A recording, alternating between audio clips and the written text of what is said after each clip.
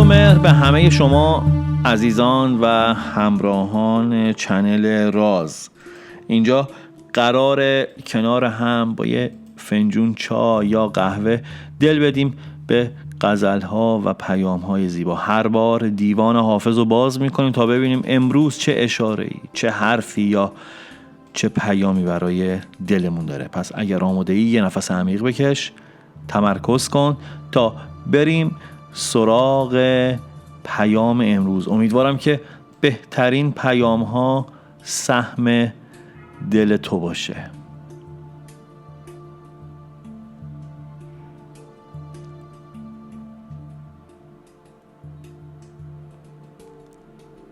خب اگر آماده ای ببینیم غزل 412 از لسان غیب حافظ شیرازی رو.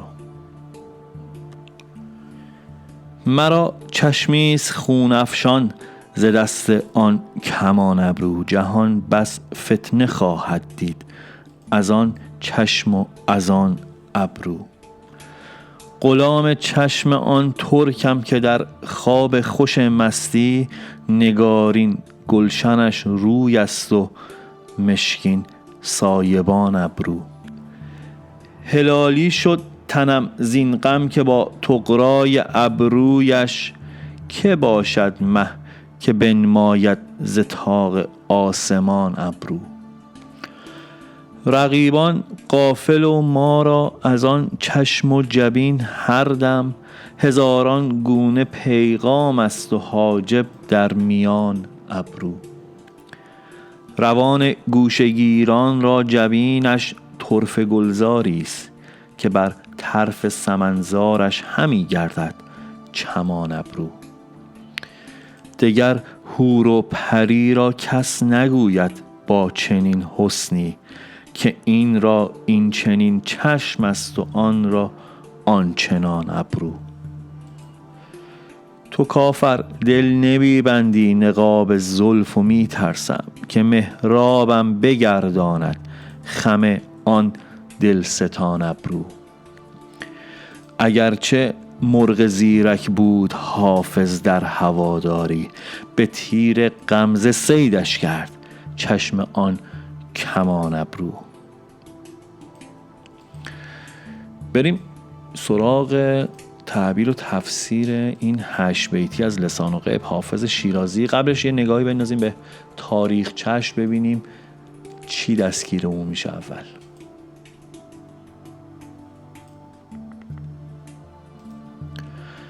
غزل 412 حافظ برمیگرده به دوره اول حکومت شاه شجاع که همونجور هم شنیدید با ردیف ابرو سروده شده و مضمونش روی دل شاعر هم یه جورایی سمت شاه شجاعه و اون کمون ابروی یار و دلدار همونجور که داره میگه باعث شده که چشم حافظ خون افشان بشه، یعنی به جای اشک خون بریزه. یه نگاهی بندازیم به چند بیتش ببینیم چی دستگیرمون میشه. توی بیت اول میگه مرا چشمیست خون افشان ز دست آن کمان ابرو، جهان بس فتنه خواهد دید از آن چشم و از آن ابرو. میگه چشمی دارم که از غم اون معشوق ابرو کمون دیگه گریه نمیکنه، دیگه اشک نمیاد، داره خون میاد. یعنی اونقدر دل من بیقرارشه که سراسر خون گریه میکنم.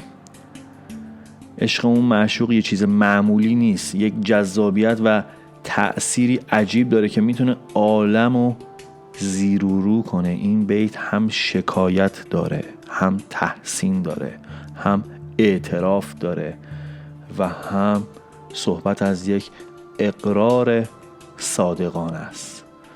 غلام چشم آن ترکم که در خواب خوش مستی، نگارین گلشنش روی است و مشکین سایبان ابرو. میگه بنده و فدایی اون معشوق ترک چشمم، همون کسی که حتی وقتی توی خواب شیرین هم میتونه یک چهره ای از گلستون و جلوی چشم من تداعی کنه. حتی در خواب صورتش مثل یک گلستان پر از زیبایی و لطافت، ابروش هم مثل یک سایبون نشسته روی چهرهش. یعنی اون زیبایی حتی توی خواب هم کم نمیشه برای من. انقدر این عشق نابه که نه فقط توی بیداری، حتی توی خواب هم اون سحرش با من همراهه و زیباییش کاری کرده که من بیچون و چرا غلام نگاهشم.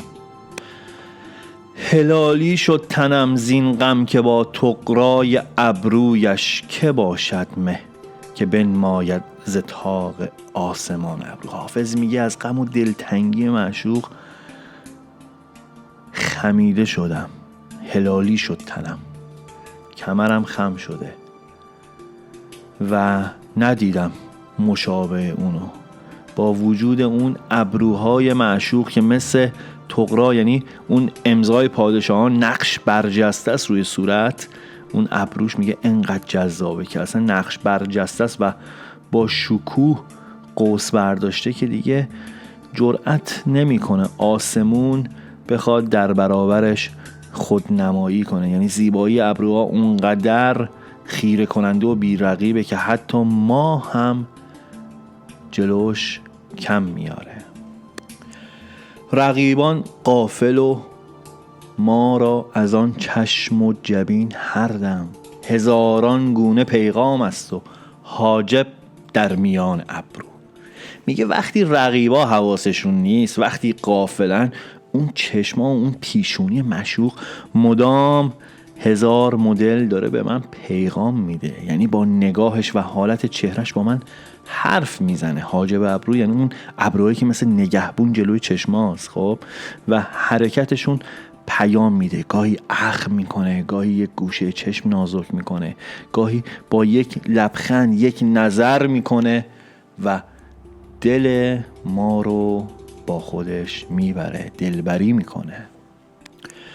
روان گوشه گیران را جبینش طرف گلزاری است که بر طرف سمنزارش همی گردد چمان ابرو. حافظ میگه پیشونی معشوق برای آدمای گوشه نشین و خلوت گزین مثل یک باغ عجیب و قشنگه که روحشون رو زنده میکنه. یعنی فقط یک نگاه به پیشونی اون حال دل هر آدمی رو خوب میکنه. بعد میگه ابروهای معشوق مثل یک غزال چابک و رقصانه. وقتی داره پیشونی رو تشبیه میکنه به یک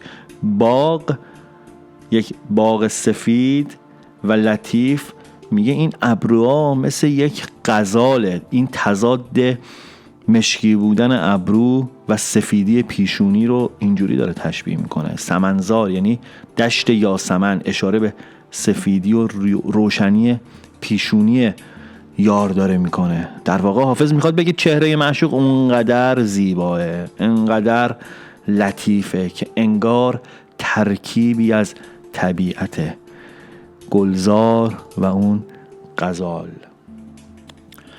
دگر حور و پری را کس نگوید با چنین حسنی، که این را این چنین چشم است و آن را آن چنان ابرو. حافظ میگه با وجود این همه زیبایی که معشوق من داره، دیگه کی اسم حور و پری رو میاره؟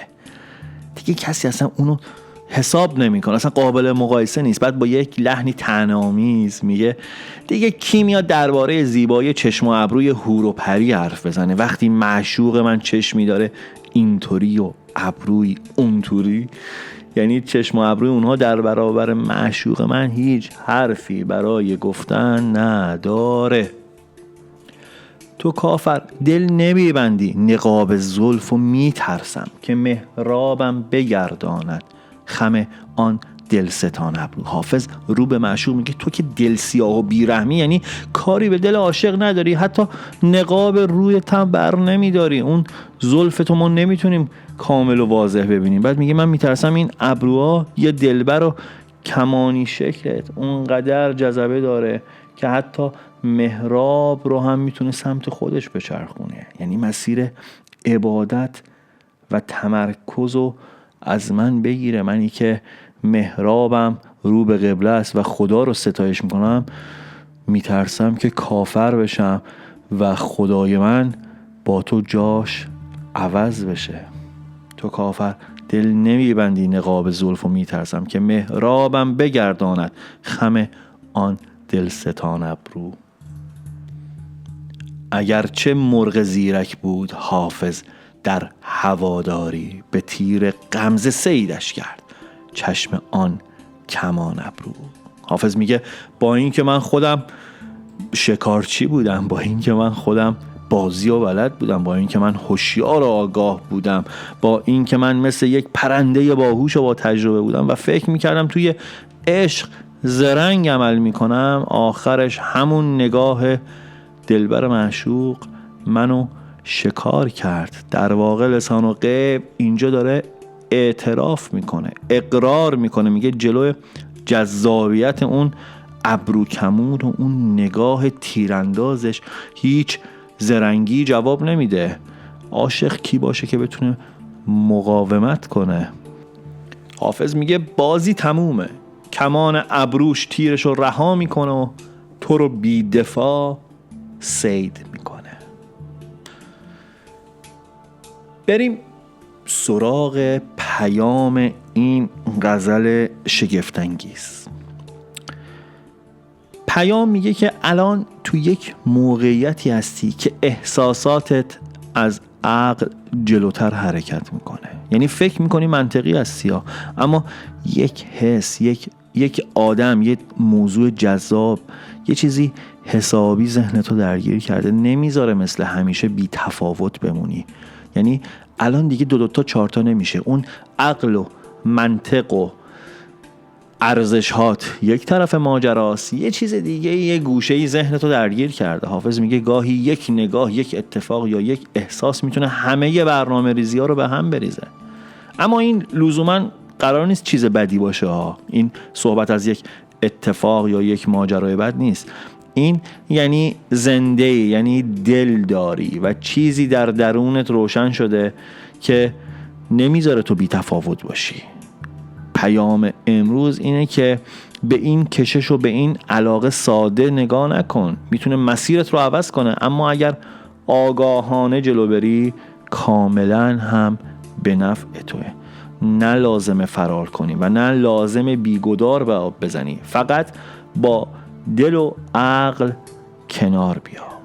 پیام میگه درگیر یک زیبایی هستی، علاقه یا انگیزه قوی به سمتت اومده و سایه‌شو انداخته روی امورات زندگی. بهتره به جای مقاومت یا نگرانی با آرامش بپذیری و بذاری کم کم برات روشن بشه که این احساس قراره تو رو به کجا ببره.